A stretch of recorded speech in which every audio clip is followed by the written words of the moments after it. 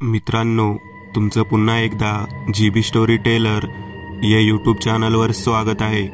आजच्या आपल्या गोष्टीचं नाव आहे पिझ्झा इन 25 मिनिट्स, भाग दुसरा। लेखिका पूनम कोठारी।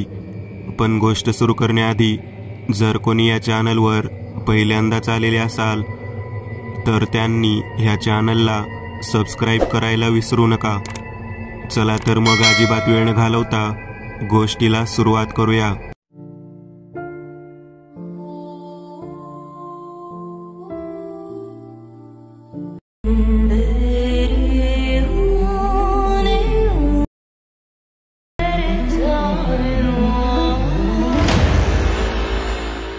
किती उशीर केलास? घाबरू नको, जिवंत आहे हा अजून। इतक्यातच मला बघताच बेशुद्ध झालाय। तू मात्र खूपच धीट निघालास, स्वतःहून मरायला आलाय। त्या हवालदाराला बाहेरच थांबवलं, हे मात्र तू चांगलं केलं, नाहीतर आज विनाकारण त्याचा पण जीव गेला असता।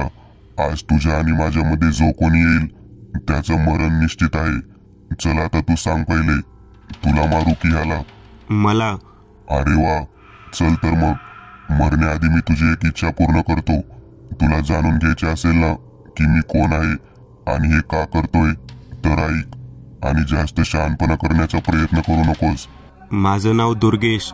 नोकरीच्या निमित्ताने पुण्यात आलो। सुदैवाने मला लगेचच पिझ्झा इन 25 मिनिट्स च्या स्टोअरमध्ये डिलिव्हरी बॉयची नोकरी मिळाली। सुरुवातीला सगळं खूप व्यवस्थित चालू होतं, नंतर ऑर्डर्स वाढू लागल्या आणि मला कधी कधी उशीर होऊ लागला। क्वचित एखाद्या वेळी कस्टमर पैसे देत नसायचे, ते पैसे एखाद्या वेळी माझ्या पगारातून कमी केले जायचे।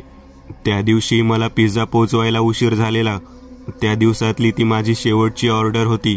वाटेत माझ्या गाडीचं पेट्रोल संपलं। मी पटकन पेट्रोलची व्यवस्था केली आणि फुल स्पीडने गाडी पळवली, कारण 5 पिझ्झाची ऑर्डर होती आणि मला इतकं नुकसान परवडलं नसतं। आमचा नवा मॅनेजर खूप खडूस होता। मी साधारण 30 मिनिटात तिथे पोहोचलो। बेल वाजवली तर एका माझ्याच वयाच्या मुलाने दार उघडलं, पिझ्झा घेऊन दार बंद करून निघून गेला। मी पुन्हा बेल वाजवली। ह्यावेळी दुसरा मुलगा होता, तोही माझ्याच वयाचा होता। मी त्याला पैसे देण्याची विनंती केली तर त्याने मला नियम समजावून सांगितला। मी त्याला सांगितलं की ह्या 5 पिझ्झाचे पैसे माझ्या पगारातून कमी होतील आणि मला ते परवडणार नाही। मी अक्षरशः त्याच्या समोर हात जोडले, पण तो ऐकत नव्हता। त्याच्या मागून अजून एक मुलगा आला, त्याने मला आत बोलावलं। आतमध्ये मगाशी ऑर्डर घेतलेल्या मुलाबरोबर अजून एक मुलगा बसलेला होता। एकूण ती 4 मुलं होती। समोर दारूच्या रिकाम्या बाटल्या पडलेल्या होत्या आणि मधोमध कापलेला केक दिसत होता। मी पुन्हा त्यांच्याकडे विनंती केली। ह्यावेळी तो चौथा मुलगा बोलला, अरे भावा, आज माझा वाढदिवस आहे, तुझ्याकडून हे पिझ्झा मला गिफ्ट समज, आणि असं पण तुला यायला उशीर झाला ना, मग आता जा, उगाच डोकं नको खाऊ। मी गुडघ्यावर बसून रडू लागलो। ते बघून तो मुलगा म्हणाला, अरे मुलींसारखा रडतोस काय? चल उठ, पैसे हवेत ना तुला, मग आमचं काम करायचं। मी तयार झालो। त्याने त्याच्या बाकीच्या मित्रांना बसायला लावलं आणि त्याचा खेळ सुरू केला। अगोदर त्याने मला त्यांच्या सर्वांचे शूज पुसायला लावले, नंतर चौघे खूप हसत होते। अचानक ते उठून माझ्या भोवती येऊन उभे राहिले आणि विचित्र हावभाव करू लागले। मला लक्षात आलं की हे लोक काहीतरी भयंकर करणार आहे। मी सर्व ताकद लावून एकाला धक्का दिला आणि तेथून बाहेर आलो। तसे ते चौघेही चिडले आणि तेही माझ्या मागे आले। खूप उशीर झाला होता। बाहेर किर्र अंधार पडला होता, समोरचं काहीच दिसत नव्हतं। मी पटकन माझ्या गाडीला किक मारली आणि जोरात जिकडे वाट मिळेल तिकडे जाऊ लागलो। काही वेळाने मी मागे पाहिलं तर हे चौघही माझ्या मागे येत होते। मी मागे पाहिलं तेच माझं चुकलं। समोरून भरधाव वेगात येणाऱ्या कारला माझी धडक बसली। माझी गाडी ही वेगात असल्याने मी लगेच गाडीसह तिरका होत कितीतरी फूट फरफटत गेलो। गडबडीत मी हेल्मेट न घातल्याने माझं डोकं फुटलं होतं। अंधार असल्याने मी कोणाला दिसतच नव्हतो। मी फरफटत असतानाच एक ट्रक माझ्या हातावरून गेली आणि माझा हात तुटला। माझी गाडी एका स्पीड ब्रेकरला आदळून बंद पडली। मी बेशुद्ध झालो। काही मिनिटांनी मला शुद्ध आली मी बघितलं तर माझ्या बाजूला खूप गर्दी होती. त्या गर्दीत मला ते चौघे पण दिसले. मी पटकन उठून बाजूला झालो, पण गर्दी तशीच होती. ते सगळे मी जिथं पडलेलो होतो तिथेच बघत होते. एक जण बोलला, अरे हा मेला आहे वाटतं. मी ओरडून सांगत होतो की अरे मी इथे आहे, पण कोणीच बघत नव्हतं. तितक्यात त्या चौघापैकी एक बोलला, अरे आज अमावस्या आहे, पळ इथून लवकर.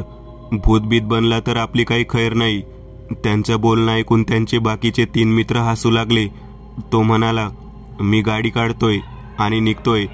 तुम्हाला यायचं तर या, नाहीतर बसा इथेच. आणि तो गाडीकडे गेला.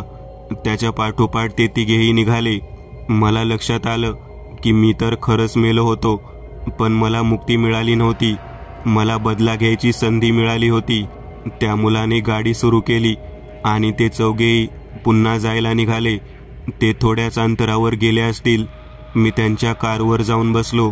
मला बघताच तो घाबरला.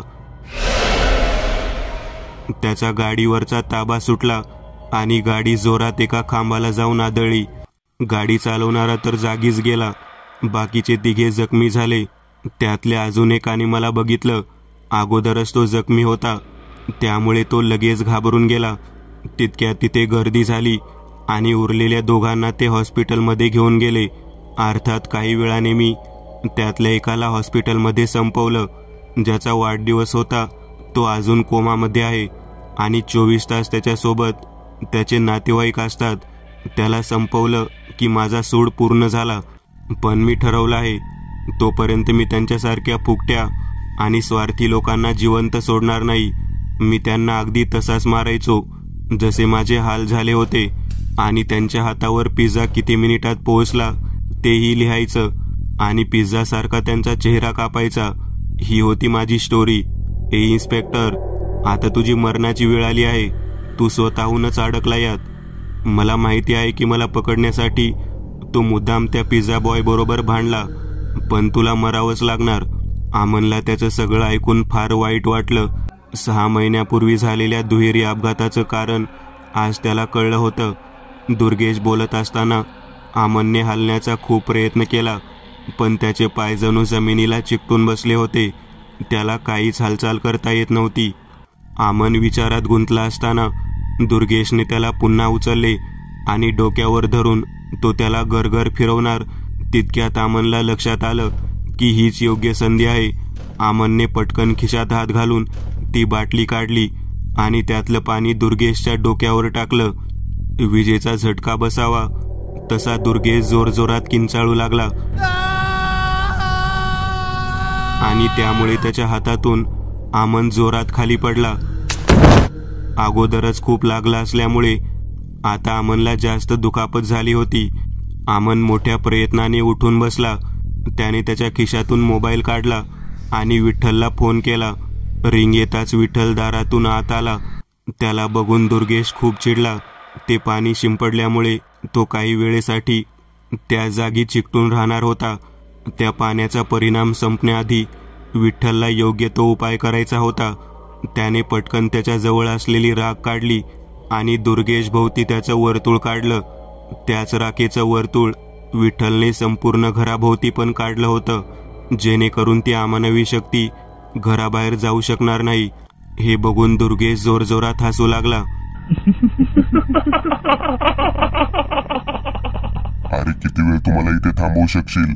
मी बघ 5 मिनिटात इथून बाहेर पडतो की नाही ते. आमन सर, आपल्याला घाई करावी लागेल. मी मंत्रोच्चार चालू करतो. तुम्हाला माझी एक मदत करावी लागेल. मी इशारा करताच 5 मिनिटात हे गंगाजल त्याच्या अंगावर शिंपडावं लागेल.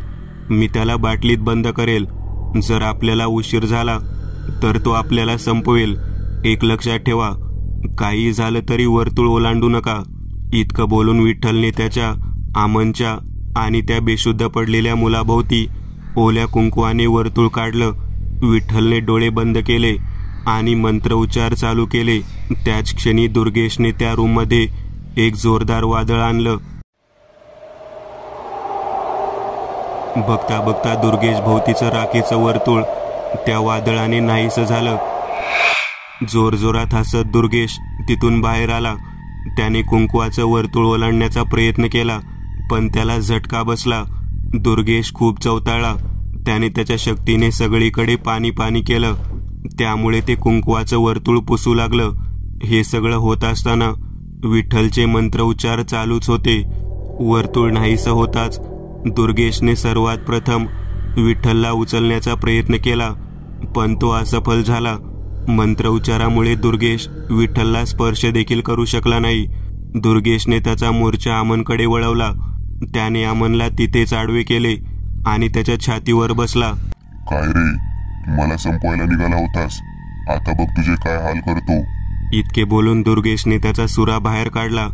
एका पाठोपाठ एक असे 5-6 वार त्याने अमनच्या चेहऱ्यावर केले. अमन वेदनेने विवळत होता. अमनला तसंच मरण्यासाठी सोडून दुर्गेश विठ्ठल समोर येऊन बसला. विठ्ठल अवचलित होता.